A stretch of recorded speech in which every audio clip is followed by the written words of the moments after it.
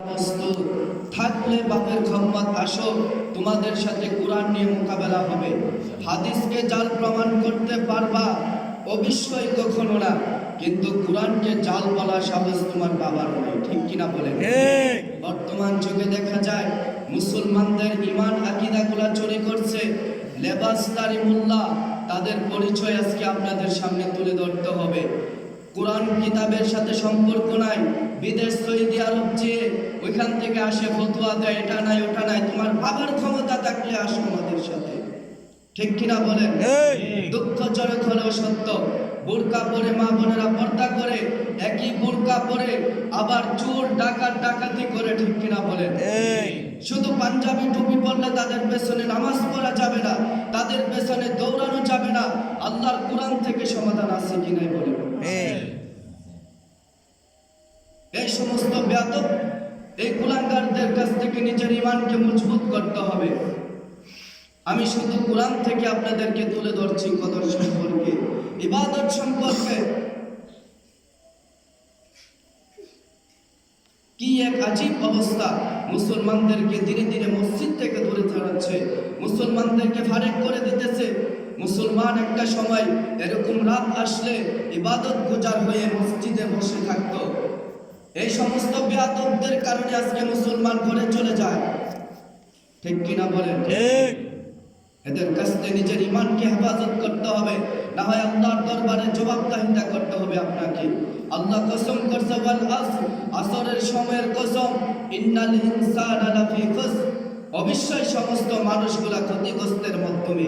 আল্লাহ বলছে তবে একটা জাতি ব্যতীত, তারা কারা? ইল্লাল্লাযিনা আমানু, যারা ঈমান গ্রহণ করেছে, ওয়া আমিলুস সলিহাত, নেক আমল করেছে। নামাজ কি নেক আমল না বদ আমল? নেক আমল। জোরে বলেন, নেক আমল। নামাজ নেক আমল, তাতে কোনো সন্দেহ নাই। সে হোক ফরজ, হোক ওয়াজিব, কিংবা সুন্নতে মুআক্কাদা, কিংবা সুন্নতে জায়েদা, যে কোনো নামাজ হতে পারে। আল্লাহর সিজদার ক্ষেত্রে যে দুমাত করে বসতে হবে, এরা চোর, এরা ঈমান ডাকাতি করতে আসছে, ঠিক কিনা বলেন? এদের কাছ থেকে দূরে থাকবেন। আমি আপনাদেরকে কোরআন থেকে দুইটা সূরা থেকে আমি সংক্ষেপে তাদের পরিচয় তুলে ধরবো এবং আমরা জানবো এগুলো আছে কি। কার পিছনে দৌড়াচ্ছেন মুসলমান? আজকে একটু সময় আল্লাহর করে দিতে পারছেন না, আপনার কপাল পোড়া। এই কোরআন আল্লাহ আপনার উপরে ফরজ করে দিয়েছেন, এই কোরআনের উপর বিশ্বাস করেন, আপনি ইবাদত করবেন, এটা নফল হিসাবে। হয়তো আপনার দায়িত্ব, আপনি পড়তে পারেন নাও পড়তে পারেন, কিন্তু কোরআনকে কটূক্তি করলে আপনার ঈমান চলে যাবে, ঠিক কিনা বলেন? নিজের ঈমানকে মজবুত করেন। কার পিছনে দৌড়াচ্ছেন? ইতিহাস খুলি দেখুন, আউলিয়া কেরাম যারা নাকি রাতের ভর ইবাদত করেছেন, বলবেন আপনার আউলিয়া কেরাম তো বানানো কথা। আমি কোরআন থেকে বলছি, আপনার বাবার ক্ষমতা থাকলে আয়াতটা আপনি দূরে সরান। আলা ইন্না আউলিয়া আল্লাহি লা খাউফুন আলাইহিম ওয়া লা হুম ইয়াহজানুন আল্লাযীনা আমানু ওয়া কানু ইয়াত্তাকুন। আপনার বাবার হিম্মত দেয় কোরআন থেকে আয়াতটা ভুল প্রমাণ করতে। আল্লাহ বলছে যালিকাল কিতাব, এই কিতাবে কোনো প্রকার ভুল নাই, সন্দেহ নাই। আপনি কার পিছনে দৌড়াচ্ছেন? একজন যদি এসে বলে বাড়িটা আমার, আপনি কি দলিলের প্রয়োজন খুঁজবেন না? খুঁজবেন কিনা? সাধারণ একটা দুনিয়ার এই ক্ষণস্থায়ী জিন্দেগির জন্য দলিলের প্রয়োজন হয়।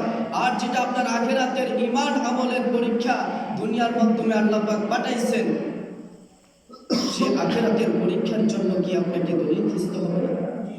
খুঁজতে হবে। আল্লাহ বলছে, বান্দা যালিকাল কিতাব, এই কিতাবের মধ্যে কোনো প্রকার সন্দেহ নাই, ভুল নাই। আমি কোরআন থেকে দলিল দিচ্ছি। হাদিস বললে বলে যান, আজকে কোরআন থেকে দলিল দিব। বলে হুজুর আপনি কি বড় আলেম? কোরআনে আছে, আমি বলতেছি আপনার বাবার হিম্মত থাকলে, আপনার বাবার যদি শক্তি থাকে, আপনি আয়াতকে খণ্ডন করেন। কি আজীব ব্যাপার! মুসলমানদেরকে এই মসজিদ থেকে দূরীভূত করে দিচ্ছে ফতোয়া দিয়ে দিয়ে। খালি নামাজ কমাচ্ছে, ইবাদত কমাচ্ছে। আর মিয়া আল্লাহর শুকরিয়া করা, আল্লাহর কৃতজ্ঞতা করা, হামদ পড়া, সানা পড়া, কোরআনের পৃষ্ঠায় পৃষ্ঠায় জায়গায় জায়গায় আছে।